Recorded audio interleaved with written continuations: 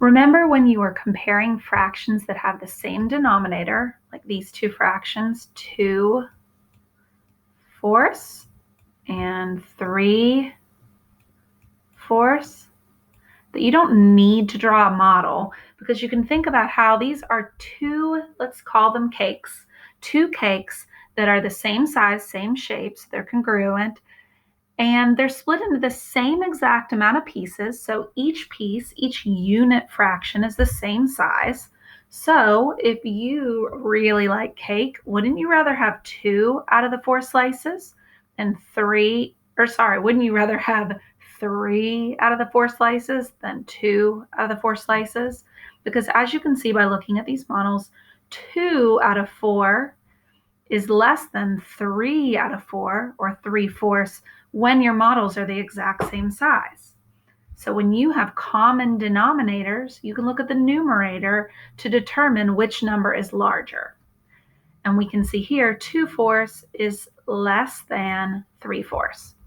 But if you do need to draw a model to check yourself, I'm going to do a little review for you to show you how you can draw models. Let's start with the number line strategy. I have 6/8 and 4/8, and I'm trying to see if 6/8 is less than, greater than, or equal to 4/8. First thing I need to do is I need to partition my number line. And since this is a proper fraction, 6/8, I know that I could draw a line for 0 and a line for 1, and I need to make sure that they match up. This is not easy using my mouse to do this, to draw the line, so bear with me. So I need to partition both of these number lines into eighths because that's my denominator. And when I have an even number, I like to start in the middle first. I need to make sure that lines up because these are both going to be eighths. Okay, and if I don't get it lined up, I will fix it. Okay, now my partition. Make sure they line up. These are both partitioned into eighths, and they're the same size, and the lines should be at the exact same place. Very best I can by drawing on the computer. And if you're asked to draw on the computer, we'll just expect you to do your very best.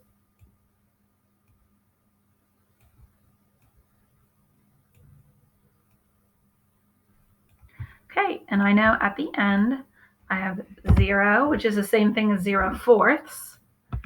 And at the other end I have 1 because I know that a fraction like this, where the numerator is smaller than the denominator, is between 0. The fraction is between 0 and 1. It's less than 1. Okay, so I am going to plot 6/8. Let's count. 0/8, 1/8, 2/8, 3/8, 4/8, 5/8, 6/8. So I am going to draw, and let me get darker color. I'm going to put a little asterisk above this. 6/8. Now let me do 4/8. 0/8, 1/8, 2/8, 3/8, 4/8. As long as I made my number lines look exactly like each other,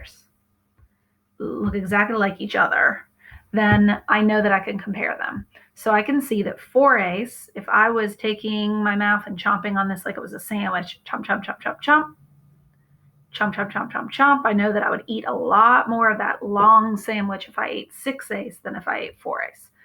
So if I come down here, 6/8 is greater than 4/8. So you can draw a number line for your numbers if you want to use this strategy. But remember, you don't have to use that strategy when the denominators are the same. You can just look at the numerators to help you. Another strategy, we have the area model strategy. So the denominator is 4 on both of these fractions. I have common denominators. So I'm going to partition them both into fourths. Since it's an even number, I'm going to start in the middle. And then I know when I'm partitioning into fourths, I only draw 3 lines. Okay, sometimes it helps me if I look at one of them at a time. So you can do that if you want to. So I'm going to do 1/4 right here. Color in the best I can. And then down here, I need to do 4/4.